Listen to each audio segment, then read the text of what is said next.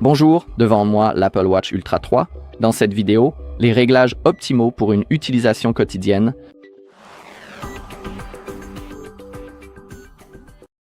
Très bien, nous pouvons commencer par la recharge optimisée de la batterie.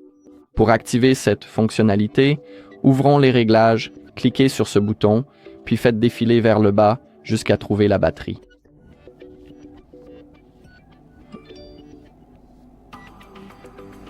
Cliquez dessus, faites à nouveau défiler vers le bas, trouvez l'état de la batterie et assurez-vous que la limite de charge optimisée est activée en cliquant dessus. Grâce à cela, vous pouvez également vérifier la capacité maximale de votre batterie. Ainsi, lorsque cette fonctionnalité est activée,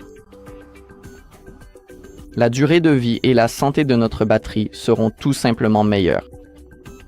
Parce que, vous savez, lorsque vous chargez normalement votre appareil, par exemple, disons qu'il atteint 100% et que vous ne le débranchez pas, alors votre batterie peut être surchargée, on peut l'appeler comme ça. Elle peut aussi chauffer et ce n'est pas idéal pour sa durée de vie. Il est donc fortement recommandé d'activer la charge optimisée de la batterie. Cela signifie que notre montre va apprendre à quelles heures, par exemple, nous la rechargeons, puis elle s'adaptera pour appliquer les meilleurs réglages. Grâce à cela, vous pouvez bien sûr le lire juste ici aussi. Très bien, et la prochaine étape concerne la personnalisation du bouton d'action. Nous devons revenir en arrière et maintenant trouver le bouton d'action juste ici, un peu plus haut. Et maintenant, nous pouvons simplement définir un raccourci. Alors, sélectionnons par exemple pour la toute première pression, nous pouvons démarrer un entraînement complet. Nous avons le pouls, l'aviron et bien d'autres options disponibles en ce qui concerne les différents types d'exercices. L'entraînement lui-même. Mais bien sûr, il y a d'autres fonctionnalités. Nous avons les gestes en bas. Donc disons que pour l'action de presser le bouton,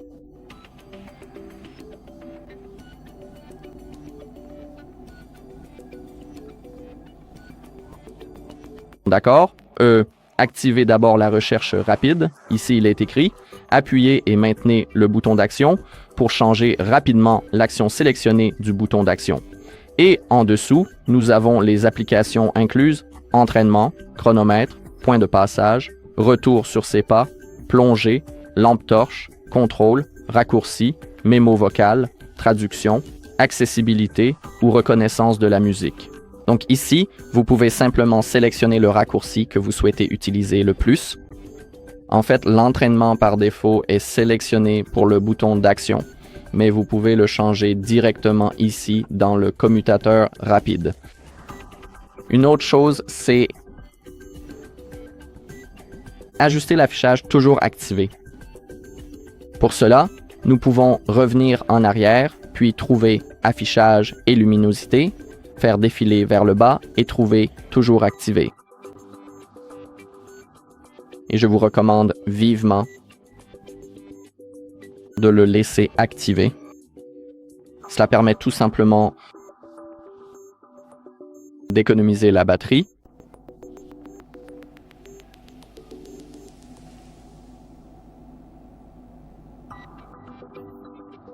Mais plus bas, vous pouvez désactiver les données que vous ne souhaitez pas utiliser.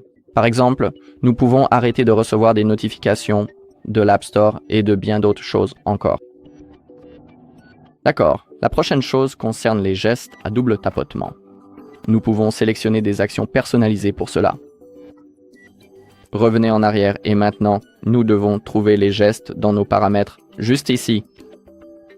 Double tapotement activé. Assurez-vous qu'il est activé et maintenant, par exemple, pour la lecture, nous pouvons utiliser la fonction lecture ou pause.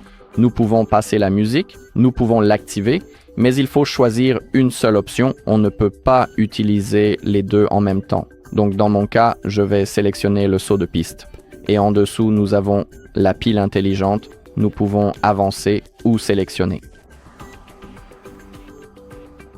Mais n'activez pas l'option qui ignore le double tapotement. D'accord, la prochaine chose concerne l'utilisation du focus et le filtrage des notifications. Cela fonctionnera lorsque notre montre sera synchronisée avec notre iPhone. Donc, si vous avez un iPhone, cette option fonctionnera. Nous pouvons également activer le démarrage automatique de l'entraînement et l'arrêt automatique. Et pour le faire, il faut aller dans les réglages, puis dans la section entraînement. Il suffit de la trouver. Je dois voir où elle se trouve. D'accord. Entraînement. Et maintenant,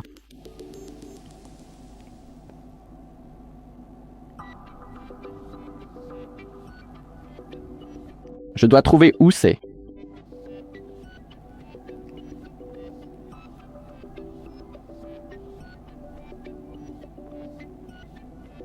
Parce qu'il devrait y avoir un mode automatique, mais je ne le trouve pas.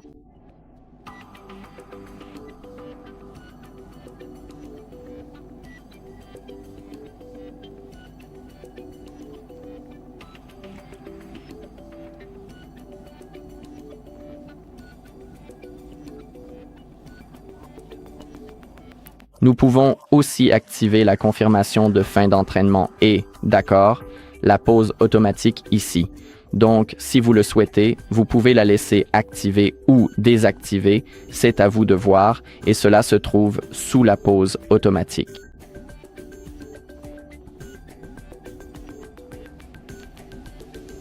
D'accord, et la dernière chose concerne Siri, il suffit de la trouver.